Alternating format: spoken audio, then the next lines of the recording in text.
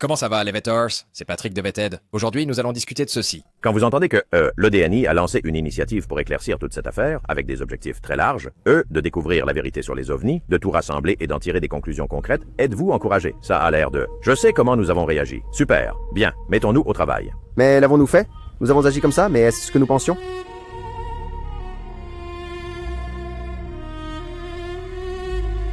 J'avais appris de ceux qui étaient allés que ceux qui allaient à Liberty Crossing avec leur téléphone sortaient de leur réunion et découvrant qu'il avait été piraté. Il n'y a pas d'aide organisée pour les lanceurs d'alerte sur les pannes, que ce soit du Congrès ou d'initiatives privées.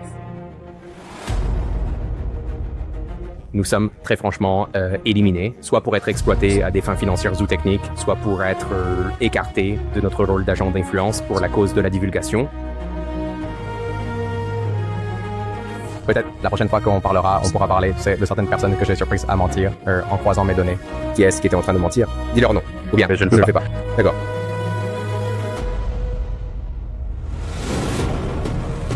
Je ne sais pas comment les gens font pour vivre leur vie dans ce monde. Surtout une vie, vous savez, où ils soutiennent une famille après avoir été un lanceur d'alerte. Le programme de lanceur d'alerte UAP de l'ODNI ne m'a jamais été proposé. Je n'en ai jamais été informé.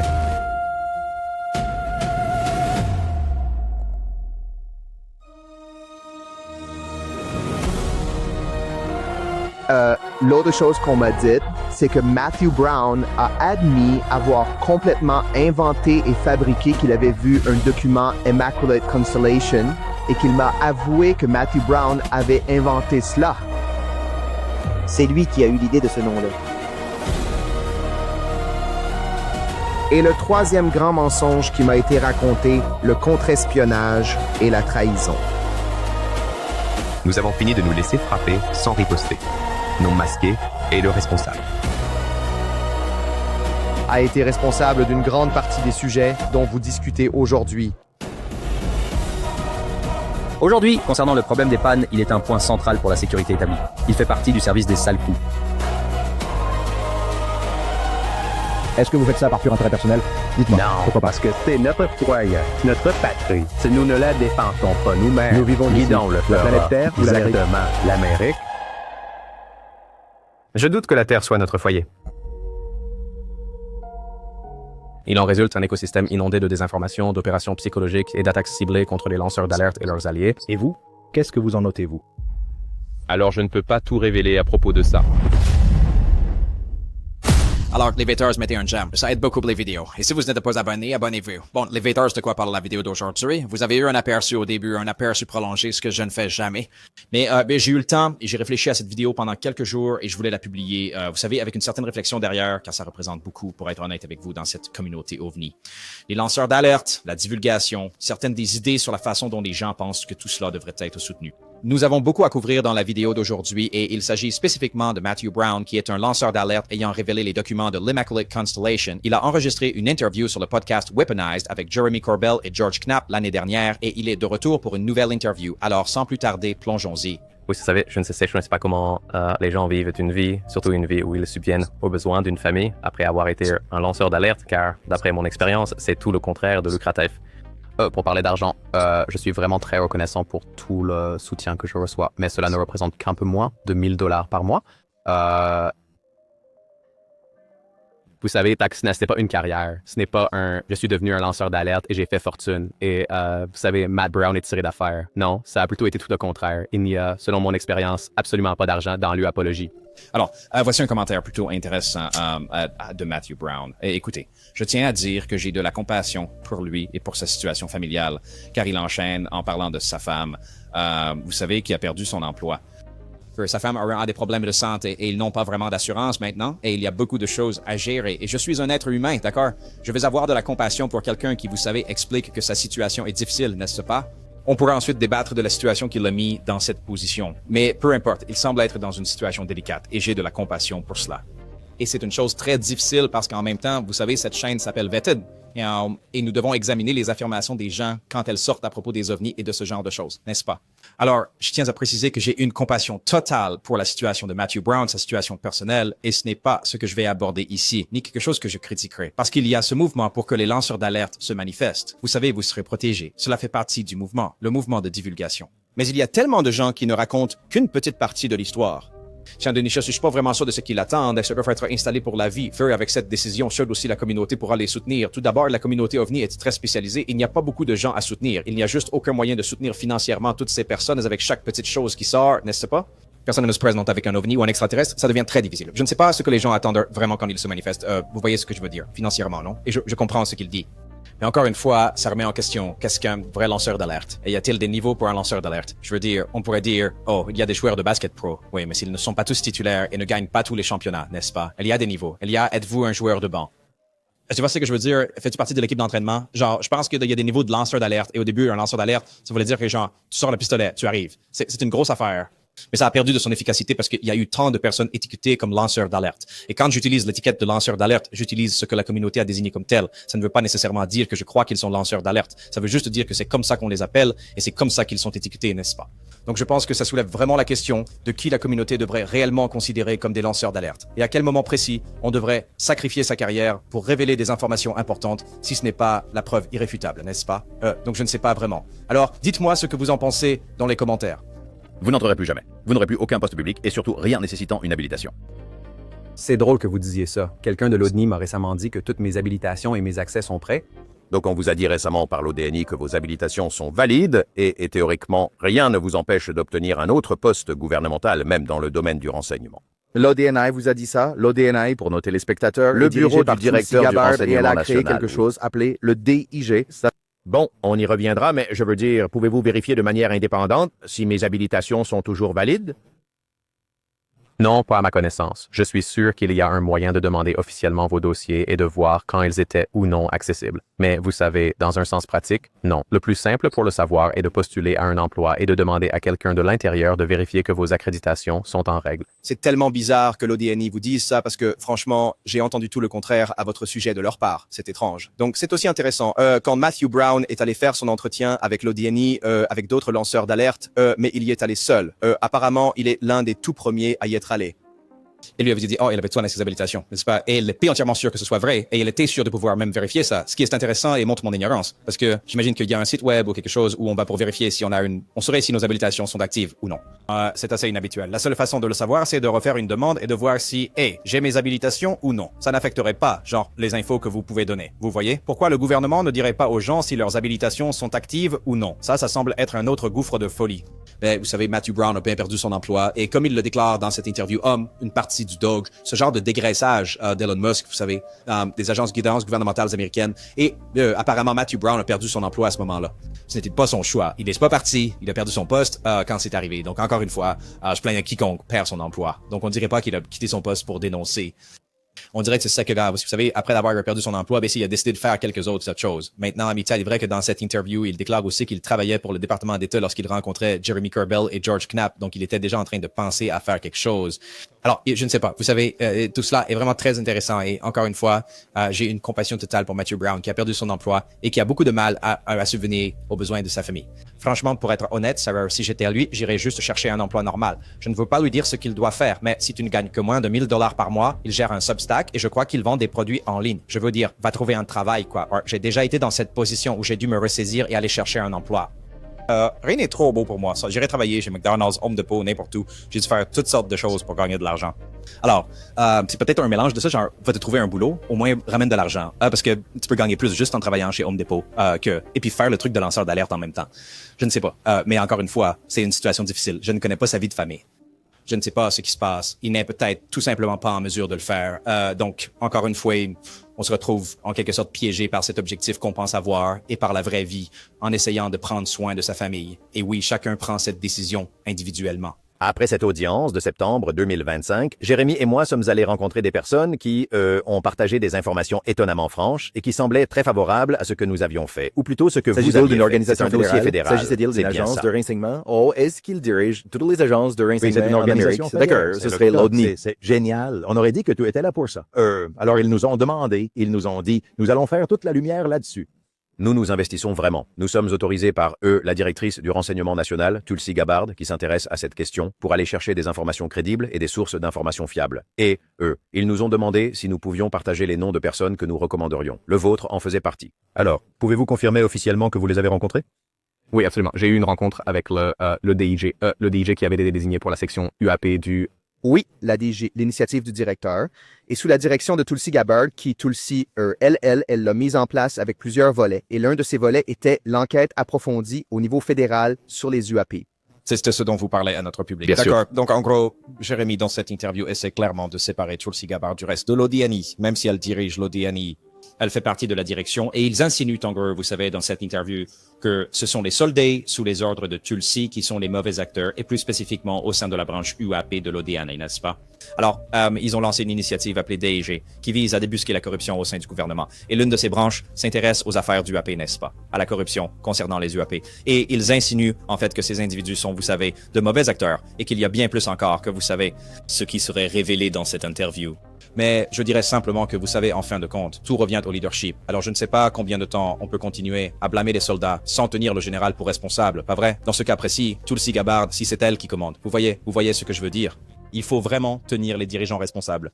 Quand vous entendez que l'ODNI a lancé une initiative pour aller au fond des choses, avec des objectifs très vastes de découvrir la vérité sur les ovnis, de tout rassembler et d'en faire quelque chose, êtes-vous encouragé? Ça me rappelle notre réaction. Super, bien, allons-y. Mais l'avons-nous fait? Nous avons agi comme ça, mais est-ce ce que nous pensions? Vous savez ce qu'on pensait. On est méfiant, ou du moins moi. Mais notre public ne sait pas ce à quoi nous pensions. Mais à quoi pensions-nous? Eh bien, je sais que je me méfierais de ce genre de montage parce que nous l'avons vu trop de fois au fil de nombreuses décennies où, bon sang, il est temps qu'on aille au fond des choses. Et en fait, ils ont tous soit des arrière-pensées, soit ils s'essoufflent. Ça, nous l'avons entendu. Nous avons parlé aux gens en face à face, et ce qu'ils disaient, c'est ce que nous voulions entendre. Je me souviens juste que quand on a reçu une invitation à rencontrer ces gens, on était méfiants. Puis on s'est assis et on a passé des heures à tout examiner. Ils ont expliqué les objectifs et on a été encouragés. On quitte cette réunion en se disant, eh bien, merde, si c'est... Si leur sincérité est avérée, ce serait vraiment une chose formidable. Ça, nous, vous savez, nous sommes, par nature, Avez-vous des gens remarqué? méfiants. Avez-vous remarqué que nous avions le choix de nous rencontrer dans un café, de nous rencontrer au centre des visiteurs ou de nous rencontrer dans un SCIF? Et j'ai choisi pour nous le centre des visiteurs parce que c'était un bon compromis, ce qui était comme... S'il vous laisse niquer nos portables, laissez-la. Non confidentiel. Alors, ce serait intéressant et on s'y serait préparé si on n'était pas allé dans un CIF, car on nous aurait dit de ne pas en parler. Donc, on est allé au centre des visiteurs et c'est différent de Matt. Matt est entré dans un CIF et personne n'est censé me raconter ce qui s'est passé dans un CIF avec toi. D'accord? Est-ce que c'est juste, Georges, de ma part de dire ça? D'accord. Alors maintenant, vas-y et dis-nous ce qui s'est putain de passer. Oui, alors c'est ici que nous allons aborder le cœur du sujet. Vous pouvez déjà voir un nom qui a été caviardé dans ce document, car ils ont beaucoup censuré dans cet entretien. Alors, en fait, pour être précis, oui, immédiatement après les auditions auxquelles Matthew Brown a effectivement participé en septembre, les mêmes auditions où Georgia Knapp a également témoigné, il s'est rendu à cette réunion avec l'ODNI, n'est-ce pas? Et ça, il a suivi la suggestion que d'autres y étaient allés, avaient eu une bonne expérience et qu'ils devraient y aller aussi, non? Donc, en fait, beaucoup de gens sont allés à ces réunions en coulisses. Et comme vous le découvrirez au cours de cet entretien, l'expérience de Matthew Brown n'a pas été très bonne, d'après ses dires. Et on dit également que Matthew a été l'un des premiers à partir, n'est-ce pas? Et que Jérémy et George étaient non prudemment optimistes quant à son départ. Mais rappelez-vous, Matthew dit qu'il y est allé sur la recommandation d'autres personnes pour assister à cette réunion, n'est-ce pas? Et George et Jeremy ont fini par apprendre ce qui se passait et ont aussi recommandé que Matthew y aille. C'est eux qui ont donné son nom, n'est-ce pas, pour qu'il y aille. C'est ainsi qu'ils ont su qu'il fallait appeler Matthew Brown. Donc, de nouveau, Jérémy et George ont aussi été approchés par le bureau de l'ODNI, ici, qui enquêtait sur les ovnis, et on leur a demandé qui inviter. Alors, ils ont commencé à nommer des lanceurs d'alerte, et ce bureau a commencé à inviter certaines de ces personnes. Et Gustave et Jérémy et George sont un peu hésitants à y aller. Ils veulent, fixer la réunion dans un endroit précis, et vous savez, Matthew Brown va aller dans un SF. Et Jérémy le mentionne souvent dans l'interview. Bon, d'accord, Matthew, tu es allé dans un SF, n'est-ce pas? Ça, ces informations devraient rester privées, n'est-ce pas? Vous savez, rien de tout ça ne devrait sortir. Personne ne devrait me parler de quoi que ce soit qui se soit passé dans un SF, n'est-ce pas? Et Matthew dit, oui, c'est ça, c'est ça. Vous savez, ils sont en train de planter le décor ici, comme quoi quelque chose va être révélé dans cette interview. Alors, le jour J arrive, je me dirige vers cet endroit précis. Je m'y rends en utilisant le métro. Je rencontre le contact dans une voiture sur le parking et je suis ensuite emmené à Liberty Crossing. S'enregistrer comme le processus normal d'un visiteur dans des services de renseignement. Alors, vous voyez, ça, c'est comme si j'étais de retour à l'école. As-tu apporté ton téléphone? Non, je n'ai pas apporté de technologie. Eh bien, j'avais appris par d'autres qui étaient allés que les gens qui se rendaient à Liberty Crossing avec leur téléphone sortaient de leur réunion et découvraient que leur téléphone avait été piraté, tout le contenu en avait été dupliqué. Et que lorsque les services de sécurité de l'ODNI ont été mis au courant de cela, on leur a répondu que ce n'était pas du tout eux qui avaient manipulé leur téléphone et que tout cela est vraiment très étrange. Je m'en excuse. Donc pour moi, ça me semble une très bonne raison de ne pas apporter d'appareils électroniques. Donc encore une fois, vous savez, le but principal de Matthew en y allant était qu'on allait lui offrir une protection de lanceur d'alerte et qu'il serait autorisé à parler de sa dénonciation, n'est-ce pas, et à donner plus de détails. Et ce qui est intéressant à ce moment-ci, c'est que, vous savez, Matthew dit, eh bien, je n'ai pas pris mon téléphone parce que d'autres m'ont dit que quand ils ont pris le leur, il a été piraté. Quoi? Pourquoi est-ce qu'il serait allé à l'heure? Non, mais c'est là que ça commence à ne plus coller pour moi. Ça n'a aucun sens pour moi, car il a aussi dit que des gens lui avaient recommandé d'y aller. Hey, je te recommande d'y aller, mais ne prends pas ton téléphone, car ils le pirateront. Quoi? Je veux te dire, comment est-ce que cela peut avoir le moindre sens? Je suppose qu'elle n'explique pas vraiment cette contradiction dans l'interview, donc je ne comprends pas du tout ce qu'ils veulent dire par là, n'est-ce pas? Ça ne me semble vraiment pas logique, pour moi, ce point-là en particulier. Alors, il ne prend pas son téléphone. Oui, nous étions dans un SCIF, absolument. Et avez-vous le droit de dire ce qu'il s'est passé au CIF? Ce n'est pas très clair. Je pense que je peux parler de ce dont j'ai parlé, mais pas des détails de pourquoi j'ai dit ce que j'ai dit. Non, c'est donc la chose la plus préoccupante pour moi. La raison d'être de cette réunion n'a jamais été concrétisée. Le programme de lanceur d'alerte UAP de l'ODNI ne m'a jamais été proposé. Je n'en ai jamais été informé. La seule chose dont j'ai été informé, c'est, vous savez, eh bien, est-ce que je veux devenir un lanceur d'alerte ICIG UAP? C'est une chose très différente. Et je suis là, non, je n'y vois aucun avantage, basé sur l'expérience de mes amis qui ont fait la même chose. C'est un piège, je ne veux rien avoir à faire avec ça, correct. Alors, l'histoire du CIF revient. N'est-ce pas, Matthew peut-il parler de ce qui s'est passé dans ce CIF? Un CIF est une installation d'information compartimentée sécurisée. Et encore une fois, on ne lui a jamais offert la protection des lanceurs d'alerte de l'ODNI. On lui a offert celle de l'ICIJ, mais Orwell dit l'avoir refusée à cause de la mauvaise expérience d'un autre lanceur d'alerte, Dylan Borland, avec eux. Donc, d'accord. Alors, je vous dire, c'est vraiment intéressant. Et vous savez, j'ai appris pas mal de choses sur les CIF. Le fait d'être dans un CIF ne signifie pas qu'on ne peut pas parler de ce qui s'y est passé. C'est quelque chose que j'ai appris. C'est plutôt que les gens ne peuvent pas l'espionner. Mais à moins que le contenu dont vous parlez soit classifié ou que vous n'ayez rien signé, vous pouvez en discuter. Ça ne signifie pas nécessairement que tout ce dont on parle dans un CIF est classifié. À moins que Matthew Brown affirme que ce dont ils ont parlé est classifié, il peut, je suppose, en parler. Ça vient d'autres personnes qui ont travaillé pour le gouvernement et qui l'ont affirmé. Donc il y a différentes règles concernant les CIF, n'est-ce pas? Ce n'est pas une question de tout ou rien, n'est-ce pas? C'est pas comme si tout ce qu'il y a dedans était classifié ou que rien ne l'était, n'est-ce pas? En fait, ça dépend. Et on dirait que Matt ne sait vraiment pas. Mais il est, vous savez, prudent. Il peut donner quelques points clés, je suppose. Il ne peut pas parler des détails, mais il pourrait peut-être en parler, à moins qu'il ne soit classifié, n'est-ce pas? Mais vous savez, honnêtement, je ne sais pas. Je suis ignorant et c'est quelque chose que je ne peux pas vraiment, vous savez, approfondir. Mais ce qu'il affirme ici, c'est la raison pour laquelle il est entré. Rien de tout cela ne s'est produit, n'est-ce pas? On ne lui a pas offert la protection des lanceurs d'alerte qu'il pensait pouvoir obtenir. C'est un signe très parlant à ce qu'ils ont fait par la suite avec mes préoccupations au sujet des actions d'Israël et nos gouvernements et ce qui est lié. Qu'est-ce qu'ils ont fait par la suite? Je crois pouvoir dire ici, en quelques mots, qu'ils ont pris mes préoccupations concernant ce qui s'est passé ce jour-là et l'ont transformé en une preuve que j'avais un programme anti-juif. Un anti-quoi? Juif. D'accord? Ça veut dire que tu as de la haine pour le peuple juif? Que je déteste les juifs, que je suis un antisémite et que j'ai de la haine au plus profond de mon cœur à cause des événements du 7 octobre à propos de Israël et le peuple juif. Quand je lui ai dit qu'il était à un mariage juif, espèce de connard, on venait d'en faire un, oui. Non, j'étais littéralement au mariage d'une de mes très chères amies, et c'était un mariage juif, donc vous savez. Bon, alors cette séquence a peut-être été un petit peu déroutante, et c'est là que ça devient complètement dingue, parce que apparemment Matthew Brown se rend à cet entretien, quitte l'entretien, et ensuite, pendant qu'il est là à leur parler de la constellation immaculée, il essaie aussi de leur parler de choses plus prosaïques. Rien à voir avec les histoires d'OVNI et ce qu'il a pu ressentir concernant les attaques du Hamas du 7 octobre contre Israël, en revenant sur ce qui s'est passé il y a quelques années. Tout le truc, vous savez, libérer la Palestine, tout ce mouvement-là, toute la bataille là-bas avec Israël. vous savez, il évoque, je suppose, des informations qu'il détient, ou qu'il connaît, des renseignements, je crois. Quand il quitte l'entretien, il est un peu, vous savez, il commence à l'accuser d'être antisémite, n'est-ce pas? À cause de cette interview, et pour être tout à fait honnête avec vous, ça ne s'arrête pas du tout là. Et puis vous vous demandez peut-être, mais comment a-t-il bien pu découvrir tout ça? Eh bien, nous allons le découvrir. Laissez-moi juste vous dire l'image qu'on a brossée de vous juste après votre passage au CIF. Il leur a fallu environ 3 semaines pour me dénoncer. L'ODNI m'a contacté et ils m'ont dit « et encaissez ça ». C'est ce qu'ils ont dit. Je veux votre réponse. Ils m'ont dit 3 choses. Ils ont dit « Matthew Brown est un raciste qui déteste les Juifs ». Ils ont dit « pas eux ». Un individu de l'ODNI m'a dit que dans le CIF, Matthew Brown est un raciste qui déteste les Juifs. Je crois que c'était là les mots exacts. Il faut que je me remémore. Vous savez, ce qui est dans ma tête. Bien sûr, pour le savoir. L'autre chose qui m'a été dite, c'est que Matthew Brown a admis avoir complètement inventé et fabriqué qu'il avait vu un document intitulé Immaculate Constellation dans les dossiers, n'est-ce pas? Et qu'il m'a avoué personnellement que Matthew Brown avait tout inventé. C'est lui qui a imaginé ce nom, qu'il l'avait entièrement fabriqué. Et le 3e grand mensonge qu'on m'a raconté, si je me souviens bien, c'était que, oui, je crois que le 3e élément de leur discours, la 3e chose qu'ils ont utilisée pour nous tromper, c'était l'utilisation des mots contre-espionnage et trahison.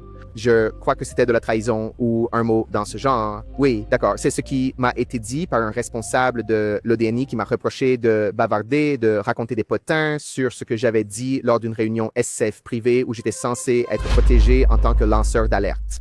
Donc, apparemment, une personne de l'ODNI a raconté à Jeremy ce qui s'était passé dans cette installation sécurisée et elle a affirmé en substance que Matthew Brown était un antisémite, d'accord? Un antisémite raciste et a fabriqué de toutes pièces l'ensemble des documents de la Constellation Immaculée et, je suppose, vous savez, a fait des aveux lors de cette réunion et dirigeait des opérations de contre-espionnage. Encore une fois, ils utilisent le mot trahison à la légère. Je veux dire, ce sont des allégations massives, n'est-ce pas, venant d'un haut fonctionnaire du gouvernement, n'est-ce pas, concernant Matthew Brown.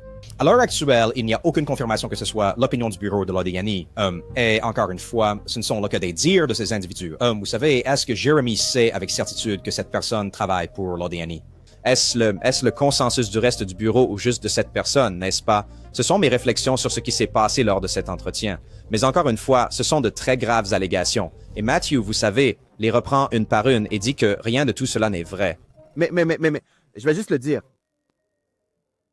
Je sais quel était le programme de la branche Ovton de la Fouche sous le nez de Tulsi Gabbard, dirigé par la CIA indirectement, bien sûr.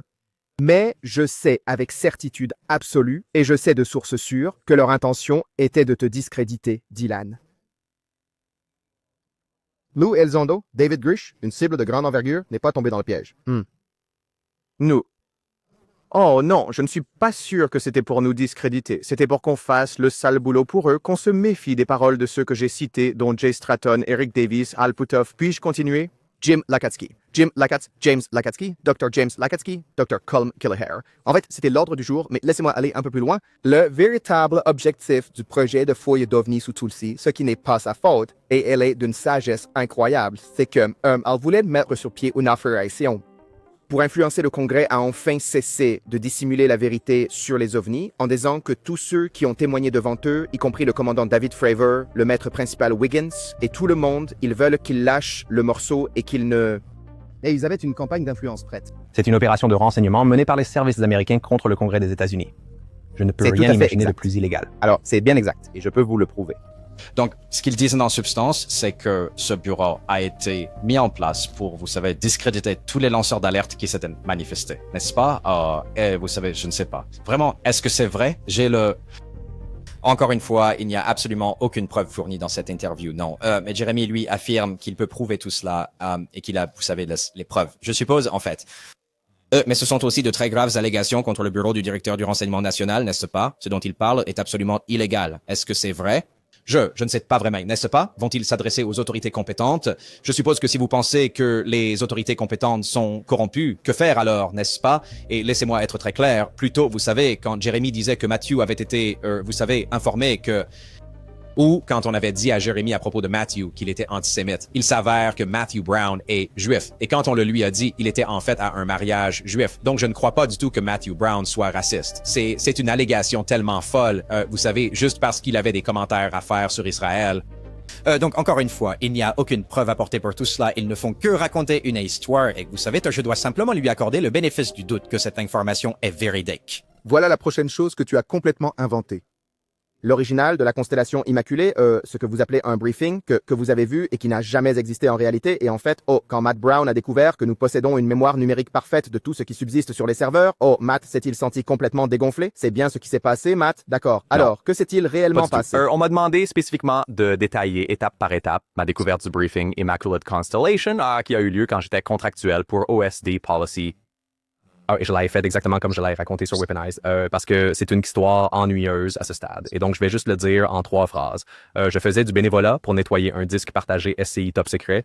Et par nettoyer, j'entends organiser les fichiers qui, au fil des activités, sont simplement laissés et éparpillés partout. Le dossier du jeu de guerre Shriver de 2018 n'a absolument rien eu de remarquable. Je viens de l'ouvrir pour déterminer où il devait être classé. Et ce dossier est le document d'information sur la constellation Immaculée. Et puis ouais, je décris le processus de signalement ou de tentative de le signaler exactement comme je l'ai exposé dans l'émission. Vous pouvez aller voir. Regarde le premier de Weaponize. Oui, donc, je veux dire, absolument rien n'a changé dans cette pièce du tout. Sauf que de leur côté, ils ont dit, d'accord, ça a du sens. Et puis à vous, ils disent que j'ai tout inventé et que je suis consterné quand ils parlent d'un enregistrement numérique. Démoralisant. Alors, t'as inventé que t'avais vu le rapport. Non, c'est ça. pas du Donc, tout, t'as vu le non. rapport. Alors, tu sais, il s'agit d'un briefing. C'est une réunion d'information. Ça, vous avez vu le briefing là, d'accord. Ça coule bien, c'est officiel maintenant. Donc encore une fois, cette partie a été aussi folle que, vous savez, Matthew Brown aurait juste inventé la constellation Immaculée. Et il y avait également un passage où, vous savez, on dit à Jérémy que lorsqu'ils ont informé Matthew Brown, hey, nous avons en quelque sorte, vous savez, un plan détaillé des, vous savez, des systèmes informatiques. Nous pouvons voir précisément ce qui a été affiché et ce qui ne l'a pas été. Sous-entendant par là que on sait que tu mens. Imaginez des images de surveillance pour l'ordinateur, en gros. Comme si, on sait que vous mentez, like il n'y a pas de constellation immaculée. Et Matthew Brown s'est un peu dégonflé du genre, oh mince, ils m'ont eu. Vous voyez, mais Matthew Brown a juste dit, non, ce n'est pas, je n'ai pas inventé ça. Et ensuite, il explique comment il l'a découvert et le rapport qu'il a essayé de déposer à ce sujet. Et encore une fois, tout ceci est entièrement couvert dans la première entrevue que Matthew Brown a réalisée. Et j'en ai fait un excellent résumé très complet de cette entrevue. Je mettrai un lien dans la description si vous souhaitez aller le consulter. Encore une fois, c'est sorti l'année dernière si vous souhaitez en savoir plus sur son histoire initiale, lorsqu'il a révélé des détails concernant Immaculate Constellation. Et il entre dans de nombreux détails concernant le contenu du dossier, donc ce serait une grande quantité de choses à inventer, si je suis tout à fait honnête. Alors, mais encore une fois, je ne sais pas si ces allégations sont fondées ou non, n'est-ce pas? On n'a que prendre la parole de Jérémy pour argent comptant concernant ce qui s'est passé, et Matthew Brown se retrouve à devoir se défendre contre des allégations pour lesquelles nous n'avons absolument aucune preuve concrète, ni dans un sens, ni dans l'autre. Et je comprends. Je ne sais pas vraiment comment on est censé vérifier ce genre de choses, n'est-ce pas? Honnêtement. Mais vous savez, c'est quand même une allégation intéressante et explosive contre Matthew Brown s'il a vraiment inventé tout ça. Quelle était la troisième chose qu'ils m'ont dite et que nous allons vous révéler, à savoir que vous meniez une opération de contre-espionnage? C'était essentiellement de l'espionnage contre le gouvernement américain. Pourquoi me dirait-il ça et me dire la vérité? Oui, alors ça vient de la toute fin de notre conversation. On est en train de se lever pour quitter la pièce. On a en fait écourté la rencontre. On nous avait dit que ce serait d'une journée de 4 à 6 heures. On y est resté bien moins longtemps. Oui, je sors de la pièce et je dis, tu sais, je ne sais pas pourquoi je te dis ça, mais ce rapport Constellation Immaculée, tu sais, c'était une opération. Et cette opération est la raison pour laquelle j'ai tant confiance que ce que j'ai écrit est vrai, car j'ai vérifié ces informations auprès de, vous savez, des gens qui sauraient. Et vous savez, peut-être la prochaine fois qu'on parlera, on pourra discuter de, vous savez, certaines des personnes que j'ai découvertes mentaient en coordonnant mon rapport. Qui était celui qui mentait? Donnez-nous leur nom ou ne les nommez pas. Je préfère ne pas le dire ici. Ouais. Ce ne sont pas des noms que les gens connaîtraient. Intéressant. Bon, vu que le monde va devenir fou, qui allait-il nommer? Ce seraient des noms que personne ne connaîtrait. Bon, c'est bien. Ne me dis pas. Vas-y. Donc, vous savez, une chose osée à dire, mais c'est, vous savez, un élément essentiel et ça fait partie du processus. C'est intéressant. Encore une fois, un autre passage de cette interview où l'on n'obtient aucune information concrète. Tous les noms sont caviardés. Matthew Brown ne dit jamais de nom à Amber, et je comprends. Il montre même une photo et la floute ensuite, donc je ne sais même pas pourquoi il la montre à la caméra. Mais vous savez, encore une fois, c'est juste une de ces choses où l'on est là pour l'observer. Comme si on le regardait simplement. C'est juste comme une histoire qui se déroule sous nos yeux. Ce n'est pas censé être cru ou ne pas être cru. C'est juste des informations qui sont là. Parce que pour moi, il est difficile de prendre parti. Je ne sais pas vraiment ce qui s'est passé, n'est-ce pas? Nous n'entendons qu'une seule version de l'histoire et je n'insinue absolument pas que Matthew Brown ment.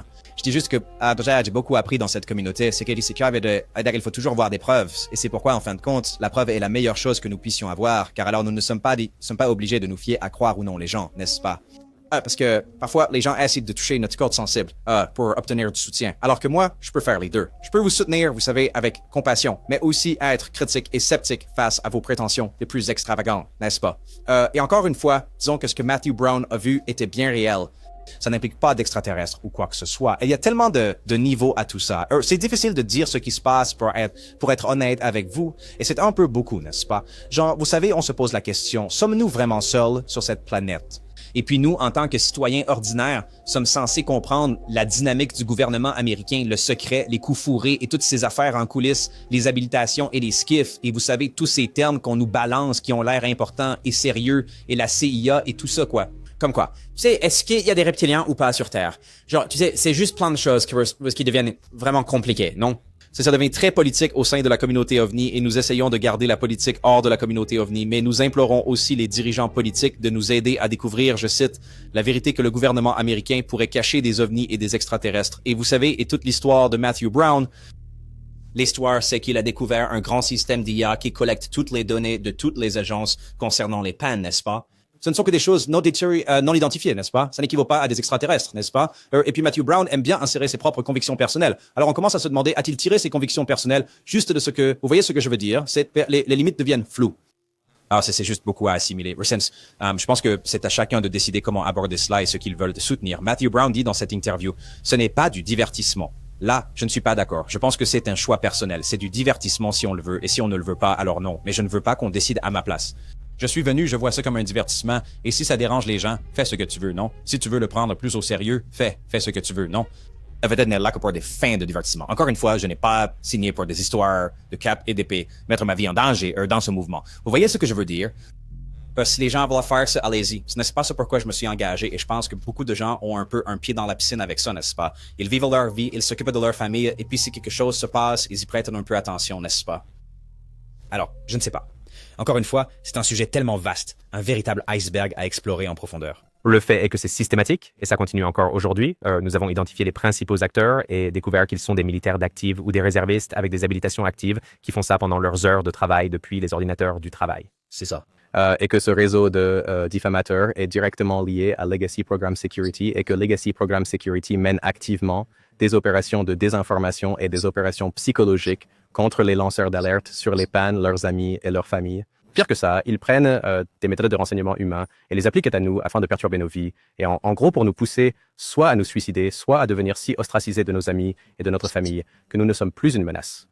Plus précisément, ils envoient des agents du Bureau des enquêtes spéciales aux familles pour les briser, pour briser des mariages encore aujourd'hui, pour arracher les enfants à leurs parents. Et ce ne sont pas des parents lanceurs d'alerte. Ce sont des gens qui nous ont aidés.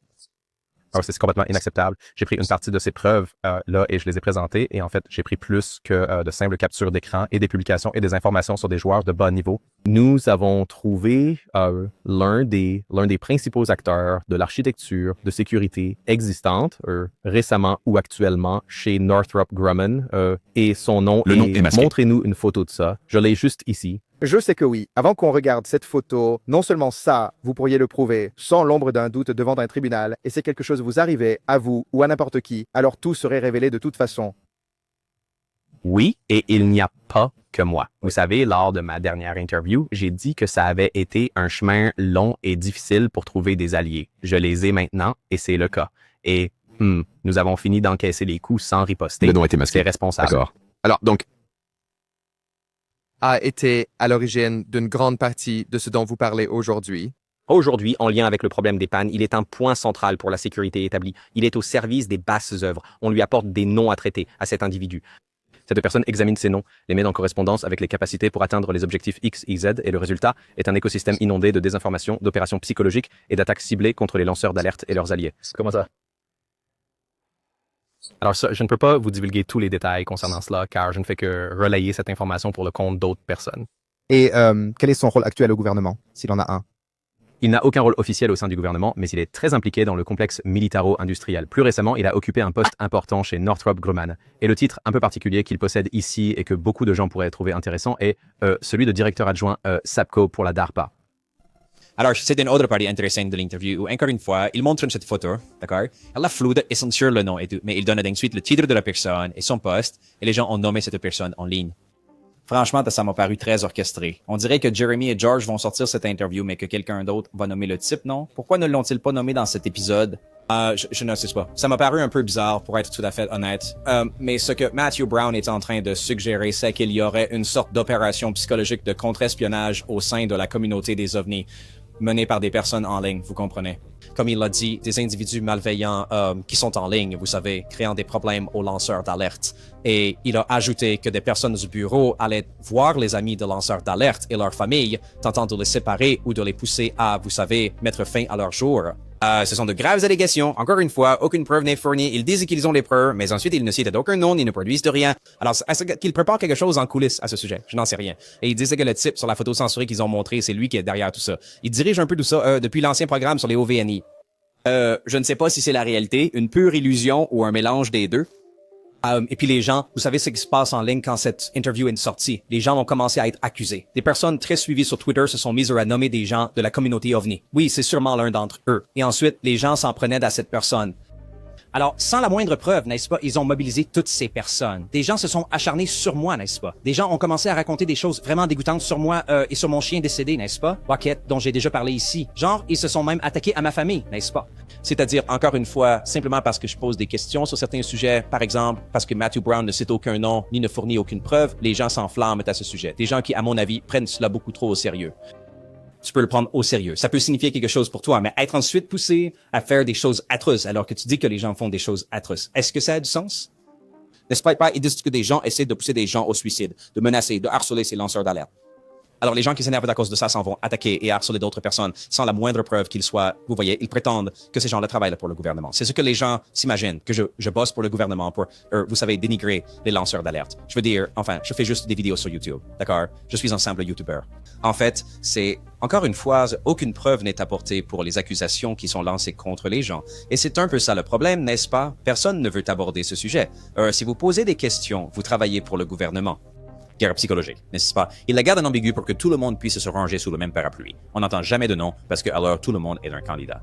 Ça a du sens? C'est une nomme personne, alors ça pourrait être ce type, ça pourrait être cet autre, ça pourrait être ceci, ça pourrait être cela, non? Et une fois que l'accusation est lancée, encore une fois, il y a cette étrange branche de personnes au sein de la communauté OVNI qui sont en fait celles qui vont harceler et menacer les gens.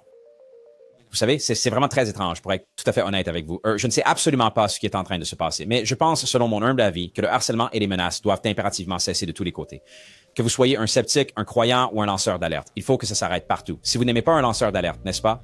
Vous n'avez pas à menacer ou harceler leur famille. Pour l'amour du ciel, contentez-vous d'être sceptique face aux affirmations. Remettez en question, posez des questions, il n'y a rien de mal à ça, n'est-ce pas? Et si vous n'êtes pas content de quelqu'un dans la communauté, c'est normal d'être sceptique à son égard, mais de harceler, menacer, encore une fois, je pense que ça se passe partout, pour être honnête avec vous. Mais encore une fois, c'est une autre situation où l'ambiguïté est comme cette ombre menaçante qui submerge absolument tout et nous laisse simplement plus dans l'obscurité, n'est-ce pas? L'ambiguïté frappe de nouveau. Il n'y a pas de soutien organisé pour les lanceurs d'alerte sur les pannes, que ce soit de la part du Congrès ou d'initiatives privées. Nous sommes très franchement éliminés un par un, soit pour être exploités à des fins financières ou techniques, soit pour être écartés en tant qu'agents d'influence et pour la cause de la divulgation. Alors, tu fais ça pour ton intérêt personnel? Non, car c'est ce que tout le monde sur le net va dire. Tu fais ça pour ton intérêt personnel? Dis-moi, pourquoi pas? Parce que c'est notre foyer, et si nous ne le défendons pas nous-mêmes, qui le fera? Nous habitons ici. C'est exactement Planète Terre ça. ou Amérique? L'Amérique. Je ne suis pas sûr que la Terre soit encore chez nous. Vous savez, je ne sais pas trop quoi penser de ces commentaires, pour être tout à fait honnête. Je comprends l'idée, mais au fond, ce n'est qu'une opinion. C'est purement de la spéculation, ce que Matthew Brown est en train de dire, n'est-ce pas? Et encore une fois, Matthew Brown a pris sur lui d'assumer cette vocation supérieure, d'avoir ce but bien plus élevé. Vous voyez, il se dit qu'on doit absolument prendre soin de notre foyer et vous savez, qui d'autre va s'en charger si ce n'est pas moi? Et c'est vraiment l'une de ces situations où, bon, si vous prenez cette décision, alors vous devez aussi assumer tout ce qui en découle, n'est-ce pas? Ou alors, je ne sais pas trop. C'est juste une situation vraiment très délicate. C'est comme si, je crois qu'il veut simplement être reconnu pour tous les sacrifices qu'il a l'impression de faire pour l'Amérique et pour l'humanité tout entière. Je sais pas. Je ne saurais pas dire. C'est assez compliqué. C'est très nuancé. Je ne sais vraiment pas d'être méchant. Mais je pense juste qu'on ne peut pas voir le beurre et l'argent du beurre. Tu vois ce que je veux dire? Je ne sais pas, Rhys. Je n'adhère vraiment pas à cette idée de vocation supérieure, sauf pour être honnête avec toi, parce que j'ai vu tellement de gens être poussés à agir de manière vraiment néfaste, tu comprends? Je me souviens d'avoir discuté avec une femme qui était avocate il y a longtemps avec Vetted et je l'ai eu au téléphone. Elle voulait me parler. J'ai dit, d'accord, je vais vous parler. Je ne dirai pas qui elle est. Là, je ne vais pas donner de nom. C'est ça, c'est un investissement important. Elle n'a révélé aucun secret ni rien, mais elle me disait, Gustave et Patrick, je suis prête à mourir pour ça et ce mouvement et tout ça. J'étais là, oh là, madame, si vous parlez au mauvais gars, je ne veux pas mourir pour ça. Genre, je ne sais pas du tout ce que vous pensez, n'est-ce pas? Et c'est exactement ce qui se passe en coulisses. Ils font croire que c'est une question de vie ou de mort sans jamais voir la moindre preuve concrète d'extraterrestres ou d'ovnis. Je ne sais pas pour vous, mais c'est pour ça que je suis là. Les aliens, les ovnis, non? Ces vaisseaux spatiaux extraterrestres, pas de ces ordres d'ineptie, le mouvement, la divulgation, vous comprenez? C'est comme cette chose vraiment étrange. C'est juste devenu une toute autre chose qui n'a absolument rien à voir avec l'intelligence non humaine, n'est-ce pas? Et encore une fois, je pense vraiment que les gens réagissent de manière malsaine, à mon avis, et ça commence à affecter votre vraie vie. À mon avis, votre famille devrait toujours passer en premier et vous devez vous en occuper car si nous sacrifions notre humanité pour faire progresser encore plus notre humanité, cela n'a aucun sens pour moi du tout. Je ne comprends pas ça. Je ne comprends pas pourquoi on ferait. Eh bien, si on obtient des révélations et que tout le monde est au courant des NHI, alors on s'en portera mieux. On va s'unir en tant que race humaine. Certes, pendant ce temps, on va se traiter comme de la merde pour y arriver, se marcher dessus et, n'est-ce pas, faire ces affirmations grandioses et ces choses quasi sectaires. C'est très sectaire et délirant et ça m'inquiète vraiment. Certaines personnes m'inquiètent au sein de cette communauté. Encore une fois, je tiens à avoir de la compassion pour les gens. Vous savez, c'est une chose vraiment difficile. Encore une fois, c'est quelque chose de très nuancé. Et c'est pourquoi j'ai pris... j'ai pris quelques textes pour cette vidéo. J'avais beaucoup à y penser, non? Je ne voulais pas me précipiter. Oh, mais en même temps, il faut quand même qu'on pose des questions, n'est-ce pas? On ne peut pas nous demander de... on ne peut pas nous manipuler émotionnellement pour qu'on ne pose pas de questions, n'est-ce pas? Pour qu'on n'insiste pas et qu'on ne demande pas de preuves, n'est-ce pas? Et si je dois être honnête, si vous êtes un lanceur d'alerte et que vous parlez de la difficulté de votre vie en tant que tel, comment cela peut-il encourager d'autres à se manifester, n'est-ce pas? Les gens ne vont-ils pas dire « Ah bon, eh bien, je n'irai pas de l'avant, regardez ce qui se passe, à quoi bon, n'est-ce pas? Alors, si vous croyez vraiment à la divulgation, ne voudriez-vous pas que plus de lanceurs d'alerte se manifestent? Parce que cela aiderait votre cause et cela aiderait la divulgation, n'est-ce pas? » C'est bien là tout l'intérêt. On voudrait que davantage de lanceurs d'alerte se manifestent. On ne voudrait pas que ce soit du genre « C'est, vous n'y arriverez jamais. » Alors, vous voyez ce que je veux dire? Après, vous êtes un peu laissé à vous-même. C'est donc une arme à double tranchant. Je ne sais pas. C'est difficile. C'est un choix délicat. Mais en même temps, et je comprends qu'on veuille faire savoir aux gens, « Hey, c'est difficile pour moi. » Et Matthew Brown demande essentiellement une aide financière et il a créé une association à but non lucratif avec Dylan Berlin pour, vous savez, lancer les choses. Donc, je suppose qu'il peut commencer à gagner sa vie en essayant de nous apporter la divulgation, ce qui, au final, ne pose aucun problème. Écoutez, les gens peuvent faire ce qu'ils veulent pour gagner leur vie. Et si les gens veulent soutenir ça, c'est à eux de voir. On est tous des individus libres de soutenir qui et ce qu'on veut. Et peut-être que ça marchera. Peut-être que ce sera la bonne approche, non? So, écoutez, au final, je le répète, je souhaite le meilleur à Matthew Brown et aux siens. Je souhaite le meilleur à tous les lanceurs d'alerte et aux leurs. Je ne veux voir personne menacé, harcelé ou quoi que ce soit de ce genre. Mais si vous avancez des affirmations fantaisistes et extraordinaires, alors attendez-vous à des questions extraordinaires, à un peu de résistance et à un peu de scepticisme, car si vous prétendez que c'est le plus grand découverte dans l'histoire de l'humanité et la placer sur un piédestal et lui donner l'importance que vous lui accordez, alors nous aurons d'importantes questions à poser pour nous assurer que nous allons dans la bonne direction et que nous obtenons les bonnes informations. Donc, encore une fois, c'est une arme à double tranchant, mais j'aimerais vraiment que cette ambiguïté disparaisse, n'est-ce pas? Alors, faites-moi savoir ce que vous en pensez dans les commentaires. Je suis sûr qu'ils vont être explosifs. Vous savez, je ne sais pas. Il y a beaucoup de choses à considérer. Mais vous savez, excellent travail de George et Jeremy d'avoir eu ce genre de conversation. Au final, vous savez, au bout du compte, ce sont des données. C'est facile de critiquer, vous savez, comme je le fais dans toute cette vidéo. C'est plus facile à dire qu'à faire, comme ce n'est pas moi qui suis sur le terrain à faire le travail, n'est-ce pas? Je suis sûr que si je faisais des interviews comme ça, je serais aussi critiqué. Ça fait partie du jeu et je le comprends. Mais je tiens juste, vous savez, à m'assurer de bien exprimer mon respect pour ce qu'elles font en fin de compte. Mais bien sûr, j'ai des questions. La chaîne s'appelle Betting. C'est un peu ce que nous faisons ici. Donc, je ne veux manquer de respect à personne et je soutiens la cause, mais je vais poser des questions. Alors, on se retrouve pour le prochain. N'oubliez pas, les amis, chaque jour est un cadeau pour vous. Que la paix soit avec nous. Salut Pat, c'est Crypto Dallas ici. J'espère que tu vas bien aujourd'hui, mon ami. Écoute, je viens de regarder ta vidéo sur Travis Walton. Excellent travail, encore une fois, mais je ne sais pas, Pat. Je veux dire, je ne comprends pas. si Steve Pierce était là et qu'il a dû vivre avec l'horreur de ce qu'il a vu dans les bois et que ça l'a hanté tous les jours et chaque aspect de sa vie, pourquoi ont-ils tous menti à ce sujet alors? Qu'a-t-il donc bien pu voir pour être hanté s'il mentait ou si c'était un mensonge de leur part à tous? Et puis il raconte que John Gillette est mort en croyant que tout ça était bien réel. Je suis complètement perdu là, Pat. Je veux dire, est-ce qu'ils ne sont pas tous en train de mentir à ce propos? Ou quelque chose comme ça? N'était-il pas vraiment présent? Je ne sais pas du tout. Peut-être que c'est moi, mais j'ai l'impression d'être totalement perdu ici. Qu'est-ce qu'il a bien pu voir? Vous savez, Monsieur Pierce, qui a été si dévastateur pour lui, vous savez? Je ne comprends vraiment pas, mec. Et puis John, qu'est-ce qu'il a bien pu voir en croyant que c'était réel jusqu'à son lit de mort? Est-ce qu'ils ne mentent pas tous là-dessus? Je ne sais pas, mec. Peut-être que c'est un décalage ou moins mon pote, mais je ne comprends pas ça, je suppose. Bon, en tout cas, excellent travail, Pat. On te suit tous avec intérêt. On a toujours cru en toi et en tout ce que tu fais. J'espère sincèrement que tu passeras une très bonne soirée. Et que Dieu te bénisse, mon pote, d'accord? Et si tu voulais faire un autre suivi là-dessus, hey, ce serait vraiment génial aussi, non? On se va, mon gars. Salut.